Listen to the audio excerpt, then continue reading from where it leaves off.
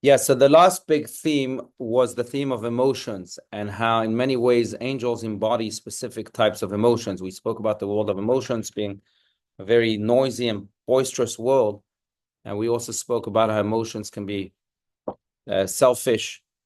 We also spoke about the need to have our mind control our emotions. If you recall that the acronym for king in Hebrew, melech, is really an acronym of moach, lev, kaved, which is the order that one should follow. First, we should have the mind that controls the heart, that controls the liver, the rest of the body.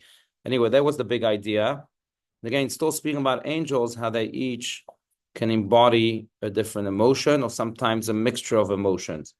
Let's continue here just to finish this paragraph. Again, 11 lines from the top of page 6. The angel is the one who affects transfers. Does anyone want to read? Go for it, sir. The angel is the one who affects transfers of the vital plenty between worlds. An angel's mission go in two directions. It may serve as an emissary of God downward to other angels and to worlds and creatures below the world of formation.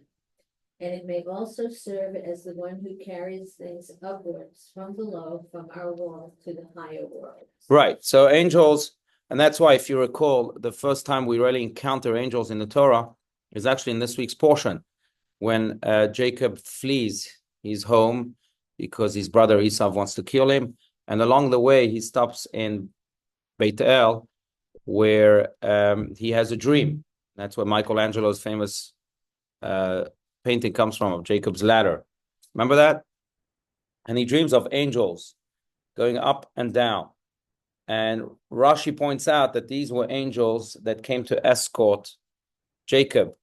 Since he had come from Israel, there are angels that only belong to Israel. So, and now he's leaving Israel. So what was happening in the dream is that he was seeing the angels that belong to Israel go back, since they finished the mission of escorting him in Israel.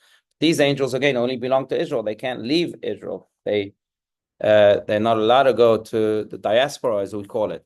So God sent other angels to escort Jacob, and those were the angels that were descending. The angels that were leaving, that were ascending, were angels from Israel back to God. And then the angels that were descending were the angels that were coming to escort Jacob in the diaspora. But that's the first time we really encounter angels. By the way, they were going up and down a ladder. Just as a side note, it's interesting. Do angels need a ladder to go up and down? Don't they have wings? So why a ladder? The Lubavitch Rebbe asks this question, and he says that's because even if you think you're an angel, you can only reach heavens step by step. Don't think that you can do it all. And it's true in Judaism. Rabbi Steinsaltz has another book called Teshuvah. We've spoken about it, and there, one of the titles is "All or Nothing is a False Illusion." It's not all or nothing. Everything is step by step. As they say, Rome wasn't built in a day. And even for angels, even if you think you're an angel, you still need a ladder step by step by step. But in any case, that's the first time we encounter angels. And as you see in that story in the Torah, which again is read in this week's portion, it's no coincidence. So we see that there are angels that come to this world, and there are angels that leave this world. And sometimes they leave this world just because they have to leave. They can't continue their mission. Sometimes they leave this world in order to take things from this world to the upper world. For example, our prayers, the prayers that we say every day, are carried, as the Zohar teaches us, by angels. Sometimes our prayers are not worthy. So the angels, what they do is that they take the prayers because they have to. That's their role. And once they reach the first world of formation, they say, sorry, this prayer is not worthy enough to go all the way to the throne of glory. But Rachel's here, so I think it's fine. Yeah. So they're like triaging. Yes, they're triaging prayers. Absolutely. And this is also why you should know some of the prayers are in Aramaic. The Kaddish, for example, is mostly in Aramaic. Some parts of Uva Letzion is in Aramaic. Why are we praying in Aramaic? Why can't we pray in Hebrew? And according to the Zohar, it is because angels only understand Hebrew. They don't understand foreign languages. So for our prayers not to be sifted by the angels, but rather to go straight to the throne of glory, we change language. We change the language. We switch to Aramaic. You can switch to English too, or to French, or to Italian, or whatever it is. But that ensures that the prayer goes straight to the heavens, according to the Zohar again. But again, it shows that angels carry specific things from this world, whether it's prayers or other things, back to the world, the worlds above. So there's that direction, right? So that, as Rabbi Steinsaltz says here, that they can go downwards or they can go upwards with two different missions. Just want to add one thing again, please. Feel free to speak your minds. Don't let this be a monologue. But yes, Sue. But do the angels escort the soul? Good. Yes, absolutely. So that's very good. That's another instance in which you would have angels coming from this world in order to ascend to the world with a specific mission. This, in this case, would be with the mission to escort the souls. Yeah. Sorry, apologize. Was that? No, yeah. What, when the angels do all their work now, are they still using a ladder or are they flying? Oh, that's a very good question. It depends on the mission, I think. But sometimes, like prayer, for example, there are prayers that are very worthy. And those prayers are immediately brought to the throne of glory without a ladder. Straight to the heaven, straight to God. For ladder, sulam, biblically, is it the same word? Yeah. And what does that mean, sulam, that the origin of that word? Well, it means ladder. There is a take on the word sulam that comes from the word peace.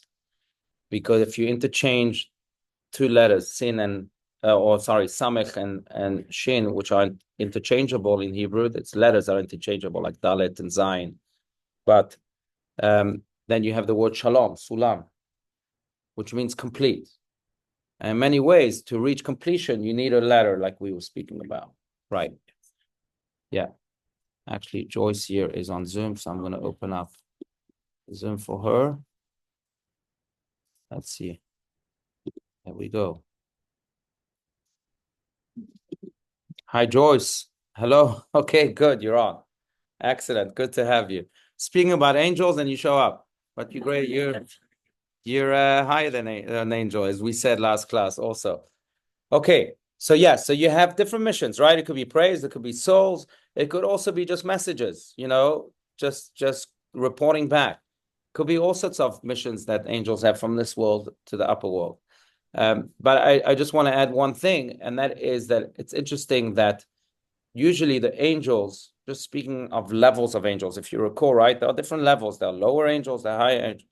The angels that deal with this world are usually from a higher sphere than the angels who do not deal with this world. The angels, for example, like we spoke about, the angel Raphael, who came to heal Abraham from his circumcision, who comes to heal us, like we spoke about last time. That's an angel that comes from the world of creation more than the world of formation. And that is because the higher, it's based on this fundamental idea that Kol ha'oleh mala mala yored mata mata yoter. So what it means is that the higher you are, the lower you can go. If you're not so high, you can't go so low. It's true in every sphere. If you're a really, really, really, really good teacher, that means that you can teach even the youngest child because you're able to translate these esoteric ideas to the mind level of a child. If you're not such a good teacher, so then you can't translate these ideas so low. The higher you are, the lower you can go. Same it is with angels. The lower they go, that means the higher they really are, the higher they came from. So the angels that we have in this world are actually pretty holy, come from high places. And the ones that carry our prayers, the ones that escort us, the ones that are with us, are really special angels. We should just know that. Okay. Yes.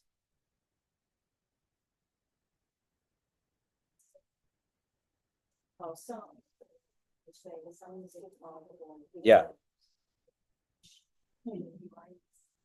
Yeah. Why is Psalm so powerful? The prayers of Psalms. It's a good question. So the book of Psalms is really the only book of the entire Tanakh, the entire Bible, that is a book that we can just say, we don't have to learn, because the words of the prayers of Psalms themselves penetrate the highest of the heavens. Why is that?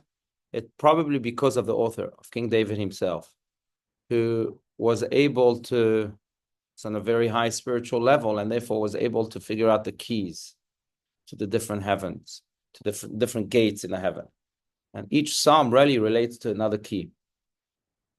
That's why, just going to the book of Psalms, you have Psalms for healing. You have Psalms for success, physical success or spiritual success. You have Psalms for children. You have Psalms for all sorts of occasions. Because each of those Psalms really opens up specific gates. And he was massively in tune with the heavens, and therefore he was able to compose Psalms that can become keys to those gates of the heavens. So thanks to King David. It's interesting because in the book of Psalms, you have very generally, two different types of Psalms. You have, the most famous Psalm is probably Psalm 23, right? Which is a Psalm by David. The Lord is your shepherd, shall not lack, right? Mizmor leDavid, Hashem roi lo yechsar.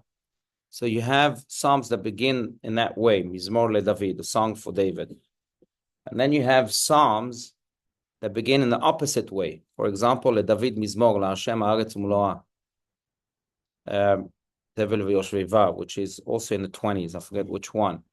But to David, a song. You have two types of Psalms.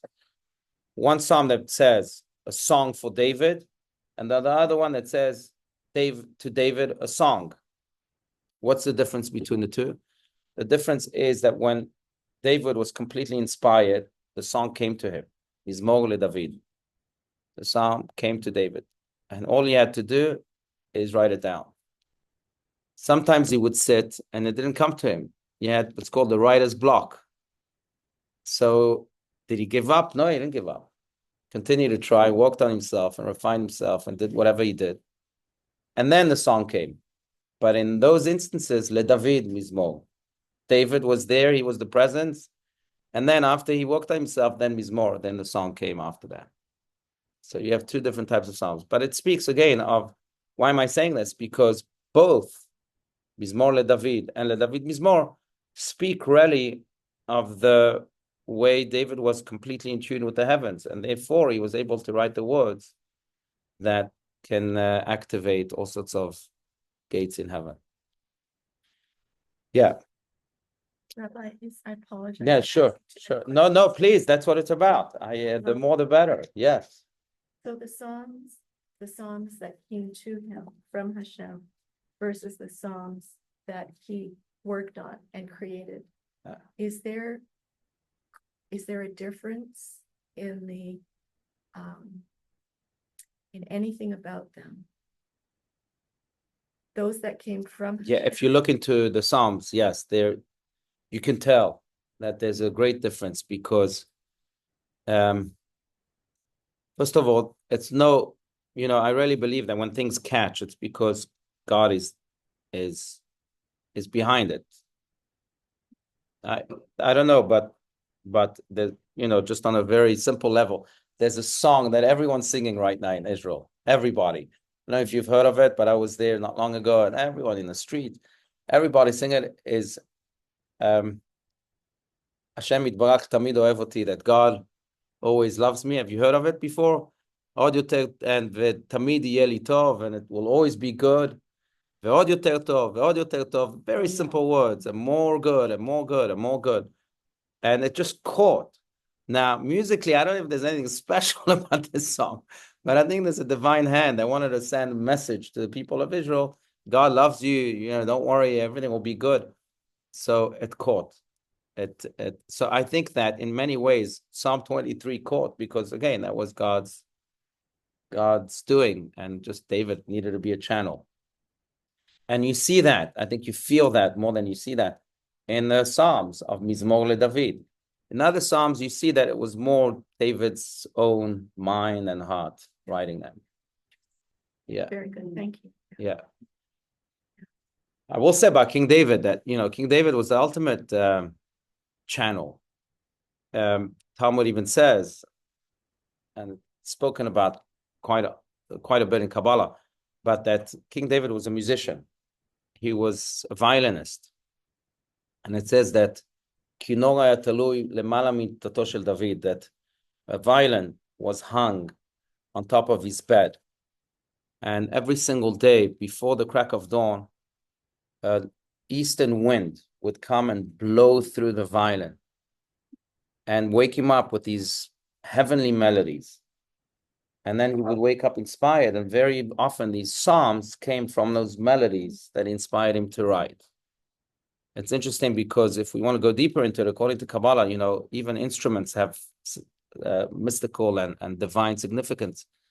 But for example, the word for violin in Hebrew is kino, and kino is a combination of two Hebrew words, which is the word ner kafvav. The candle, 26. 26 is a numerical value of God's name, of God's complete name. Yud Hey Vav Hey is 26. So what he was playing is not just a violin. He was actually igniting the candle of God through his music, through his words. And that's why I think the violin is a very spiritual instrument. But yeah, that was King David. Rabbi? Yes. When he heard that music, back then, they didn't have musical notes or a way to write down any of these songs or tunes. Oh, these tunes. And I mean, so we are just taking their word for it from reading it. We don't actually know. I wish we had those tunes. No, it's interesting. I mean, there are very few tunes in the Jewish world that we think might come from the times of the temple. I don't know, when the priests bless us, sometimes they launch themselves in this tune, la la la la la la la la la la. So some say that came from the temple. There are tunes like that, but we don't know. But there aren't any written notes from those times. Musical notes. Yeah. I'll have to ask Amy, she'll know. She would know, yeah. Yeah. I don't know, does anyone know? The musical notes first came about. No. Yeah. Anyhow, but yeah, those were, I don't know if he kept it to himself also, if he shared those tunes with others. But that's how he woke up every morning. Imagine waking up like that. And Okay. Centuries, I suppose nobody would dare Yeah. create a tune, or would that be sort of imposing someone else's thoughts upon such a sacred thing? It's interesting that it never. Right. We never. It's interesting that we have the words, but we don't have the tunes to the words. Yeah, I don't know why that is. So what's the nigun? So the Hasidim had nigunim. So I think the Baal Shem Tov is really the founder of the Hasidic movement, is the one really who emphasized song. And Hasidim therefore sing all the time. They always composing. The Bavitcher Rebbe, blessed memory, himself composed many, many songs. Very heavenly ones, very soul-stirring ones. But do we have songs and tunes from, those times? I don't know. I don't think so. And there are some that are, again, traditionally from there, but we don't know. But maybe it's because God wants us to find our own songs. God doesn't want us just to rely on the songs of the past. We have to create our own songs. Our souls want to sing, and they want to sing our tunes, not other people's tunes. The oldest tefillot with trope goes back how far? Like the very, So the tefillot or the Torah reading? The tefillot. Okay, so the tefillot. So you have, again, some tefillot that we think might come from then. Some tunes of tefillot, of prayers that might come from there. Many of the prayers do come from there. like Baruch Shamar, Ishtabach, and so on. But the tunes themselves, I don't think, look, many of the tunes that we have today, that we sing today in synagogues, are maybe maximum 400 years old. Not older than that. In the Torah reading. The Torah reading could be a little bit, depends. The Yemenite trop, believe it or not, might be a trop that came from the first temple, because the Jews, many Jews were exiled to Yemen at the times of the first temple, and they kept to themselves. So many of the customs, tunes, prayers that they have may date back to there, because no outside force was able to contaminate it. Other ones, Sephardic ones, those are pretty new. I mean, what's new? Everything's relative. In Jewish history, they're new. About 400 years old, 300 years old. So that's quite new. But the prayers themselves are quite old. Many of them date back to the times of creation, of Adam and Eve. Like the Baruch Shamar prayer, we believe comes from Adam and Eve. Of course, you have prayers from the Torah itself, which is 3,400 years old, like the Shema. So it depends. But I do think that God wants us to find our own songs. Everyone has their own song. The Baal Shem Tov, the founder of the Hasidic movement, famously said that when a person passes on, there are 3 steps. One is to cry. The other one is to remain silent. And the third one is to sing. And I asked him, to cry, we can understand. That's the natural response. To remain silent, we can understand also, because sometimes our tears dry up. But to sing, why sing? And he responded very powerfully. He said, that's because when God created each and every one of us, he implanted in us a unique song. And it is our duty to sing that unique song throughout our lives. A song of kindness, a song of love, whatever. But it's unique to us. And when a person passes on, then it's up to the people who love that person to continue to sing his or her own unique song. So we have a song within us that we have to sing. We can't just rely on the songs of others. Even though they didn't have tune for everything, still every single word has frequency, and it vibrates. So it doesn't matter if you're going to sing it. The fact that you say it has a significant. No doubt, right? Very well said. That's right. Words themselves are almost have the same power as a song that's sung from the soul, because the words, every actually letter in the Hebrew alphabet has a different vibration, which creates a specific energy, divine energy. So, no doubt. And it's true with song too. They say, Rabbi Steinsaltz, actually, I visited, and still visit his wife, Sarah, from time to time. And it's interesting because they have a very humble home in Jerusalem, and they have all sorts of things on the fridge, as many people do, or quotes and stuff. But there's a quote that's been on their door forever, and it's interesting. It's a quote that basically says, "What is the definition of a friend? A friend is someone who reminds you of the song of your heart when you have forgotten it." So, see, everyone is the song of their heart. And a friend is someone who can remind you of that when you've forgotten it. That's on Rabbi Schnauz's door entrance. Yeah. Okay, let's continue. Unless there's other comments. No? Okay.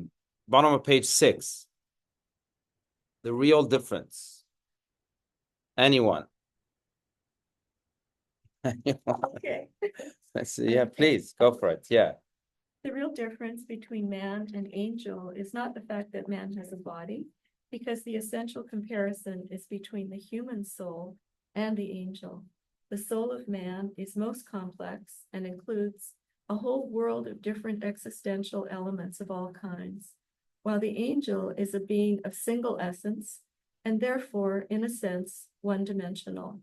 In addition, man, because of his many-sidedness, his capacity to contain contradictions, and his gift of an inner power of soul, that divine spark that makes him man, has the capacity to distinguish between one thing and another, especially between good and evil. Right. I think this is very, very important because many ways souls are very one-dimensional. If they have the emotion, if they're embodying the emotion of kindness, they can't. It's impossible for them to embody the emotion of the opposite of kindness, of justice. That's why you have Michael, who's the angel of kindness, and Gavriel, who's the angel of Gevurah, of justice. You can have both together. In man, though, on the other hand, we can and we must have both elements together, both kindness and Gevurah. And I'm just talking about those two. Man has the capacity to have many more contradicting emotions within him. The brilliance of man is when man is able to channel that very emotion in a very specific way, in a way that is right, that is, I would say, holy. Not every emotion has place at every moment and in every place. But when man can figure out how to use a specific emotion in a specific place, the specific moment, that's when he's channeling that emotion in a very holy way. As we said, angels don't have that capacity. Angels are very robotic in that way. That's why men are much higher than angels, because we're able to take the world of angels and combine it together so that we have many different angels within us, many different emotions within us. That's what makes us really higher than angels. Now, it's important. It's important though to know, again, it's like almost like Aristotle said, anyone can fly into an emotion, but to know when and how and why, that's very complex, and not everyone can do that. But in many ways, that's the task of man, that God has given us so many emotions, but we have to know when to use them, how to use them, if to use them, and so on. Yes. I don't even know if this can be answered. Yeah, sure. But what would be the motivation, or how can you motivate a human being to do the right thing, or to be in a more godly state? Right. No, that's a great question. So how do you know, just to connect it to what we're saying, how do you know, say the emotion of, pick an emotion. Well, anger. Anger. Okay. How do you know when to be angry, how to be angry, with whom to be angry, if to be angry? How do you know that? I think in many ways, the answer is dual. There's two facets to the answer. One answer is what we spoke about last time. That is, we first have to intellectualize it. Mach shalita lalev, as we called it. Mind has to control the emotion. You have to ask yourselves intellectually, coldly, does this emotion have any worth right now? Must it be activated? And if yes, how? And I think the mind can help us navigate that. People just react emotionally without thinking about the emotions. People usually find that the emotions are destructive. So the mind can help. And I think there's another side to it.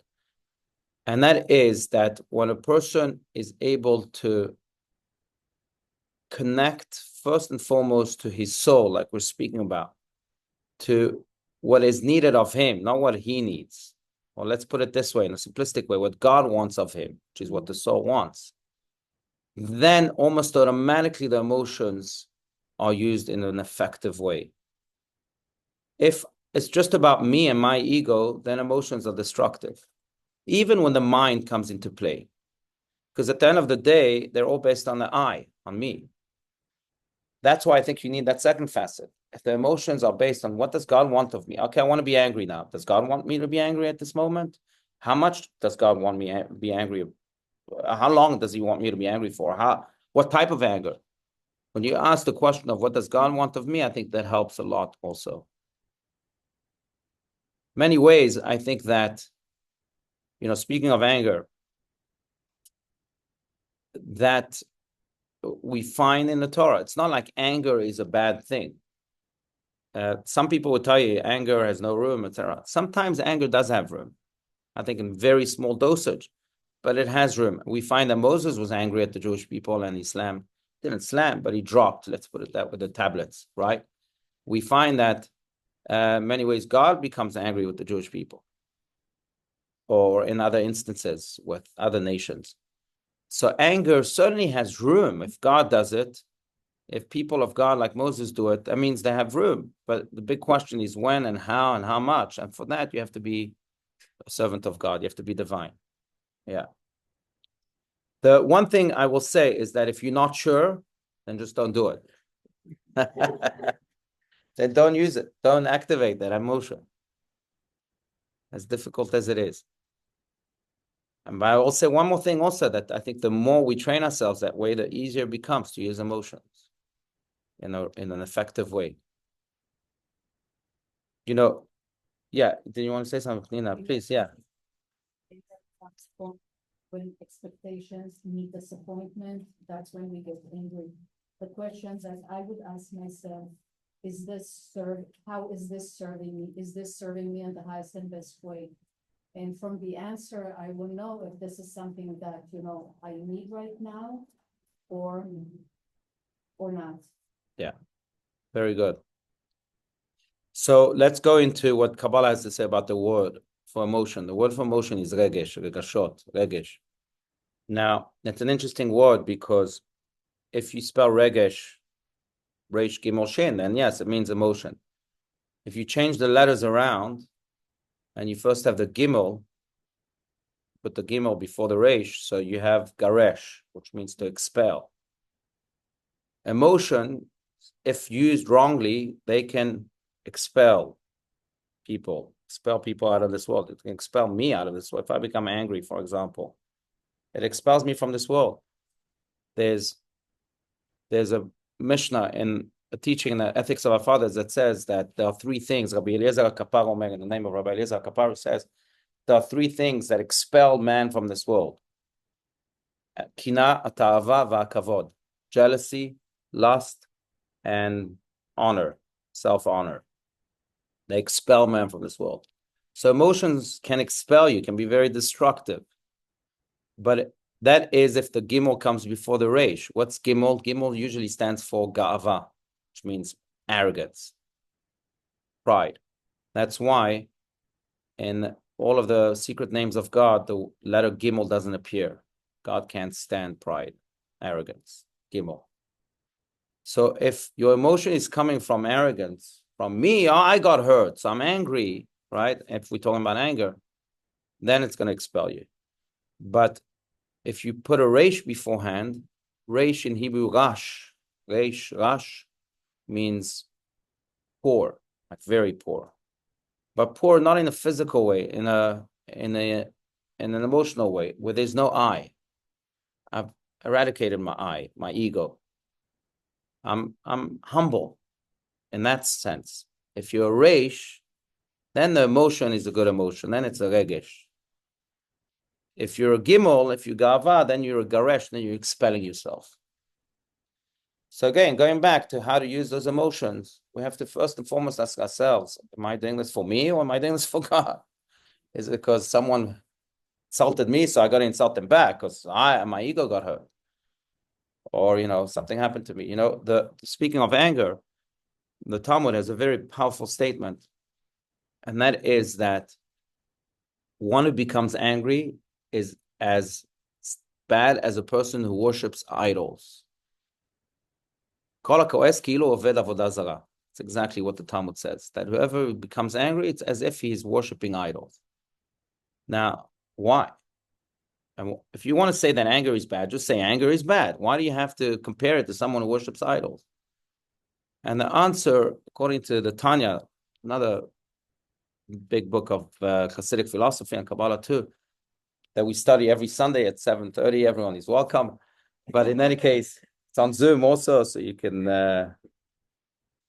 as long as you shut your video, but you can hear it from your bed if you're still up on Sunday mornings at 7:30.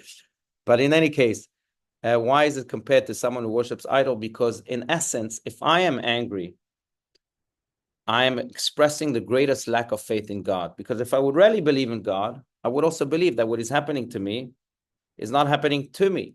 It's happening for me. God is designing it for me. He wants me to accept something here, to receive a blessing, receive a lesson.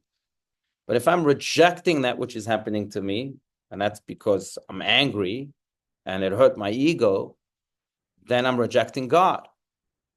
And that's why we compare this anger to worshiping idols, because what is worshiping idols? Worshiping idols is saying, God, I don't believe in you, I believe in this idol. So a man who worships idol rejects God. A man who's angry, doesn't accept that which is happening for him or her, is also rejecting God. So essentially, it's the same thing. Yes, Paulina. Like the ego is that, Right. Mm-hmm. So, it's more of a focus on the I rather than the larger view, the oneness. Very good. Beautiful. That's right. The ego is the idol. Um, I would encourage, I know you have something to say, Heidi, but just because it's coming to mind, I would encourage everyone after this class, if you want to Google the letter of Nachmanides to his son. Some people say it every day. It's a beautiful letter. Nachmanides of the 1200s himself had a very marvelous and many very complicated life, but just one of the greatest Kabbalists and sages in Jewish history. But he wrote a letter to his son in which he speaks to him about anger. And I'll let you explore what he has to say. But it's very, very good. Yes, Haiti. Oh, I was just gonna say, I had read somewhere where that letter ego, the letters E-G-O means edging God out. Mm. When your ego's involved, you're edging God out. Oh, very good. Very, very good. Very good. On the other hand, a tiny bit of ego is good. The Talmud says that if you're going to have gava, gimel, remember arrogance, then you should have shminit shebashminit, an eighth of arrogance. That you can have, an eighth of an eighth. Now, why? Because it connects to another idea that it's interesting, because God wanted to teach us humility when he gave us the Torah, to teach us that we can only accept the words of the Torah if we're humble, like we're speaking about. And therefore, he chose Mount Sinai to give the Torah on. According to the Midrash, all the mountains were fighting. I want the Torah to be given on me because I'm the tallest. The other mountains are not the prettiest. And there was one mountain that was the shortest and had really no good qualities, so it kept quiet. So God said, I'm going to pick Mount Sinai, that mountain that's not speaking, that's the shortest, I think that has no qualities, to teach you the value of humility. So that when you receive the Torah, you're humble, and that's the only way to receive the Torah. But they asked the question of, well, God wanted to teach us humility, give the Torah in a valley. Why not? Why on a mountain? The mountain is still tall. I don't care how short it is. It's still a mountain. And the answer is because sometimes you need to be a mountain. You have to have an eighth of gava, so that people don't trample all over you. So that you can stand up for God, for your principles, for your divine principles, for your values. So you need to be a mountain. But don't be the tallest, be the shortest mountain. An eighth of an eighth. Yes. Yeah. Mm. That's another thing. I'm wondering if that comes into this. We have a choice. Right. Of how we want it. Yeah, freedom of choice absolutely pertains, I think, to everything, especially to the way we use emotions, right? We have the choice to use our emotion in an egotistic way or in a divine way, right? You know what happens when you don't follow God. Absolutely. That's the garesh. You're expelling, again, going back to the Zohar, but after Adam and Eve sinned and they eat from the forbidden tree, it says like this, Vayigaresh Adam me'eden, that God expelled Adam from Eden. That's the way it's usually translated. But the Zohar says, who expelled who? Did God expel Adam because he ate from the forbidden tree, or did Adam expel Adam? Who's Vayigaresh referring to? Who expelled who? Maybe Adam expelled Adam. Sometimes we expel ourselves by using our emotions negatively. Yes. But I think I've also heard that, Adam expelled God. Right. In a way where, the same. So Very good. That's right. Adam expelled Adam, and Adam expelled God. By expelling Adam, he expelled God. That's right. That's right. So more than God expels us, it's us who expel God or expel ourselves too, by using those emotions in a negative way. And I think that's why it's important, again, to connect to what Rabbi Steinsaltz is saying here. First of all, it comes with the awareness that we have many different emotions. then none of them are negative. But it all depends on how we use them, and when we use them, and if we use them. And asking the question first through our mind, what does our mind think? And also, what does God want of us? I think helps us use those many emotions in the most powerful and divine way, so that it elevates us beyond that which the angels can ever reach, ever attain.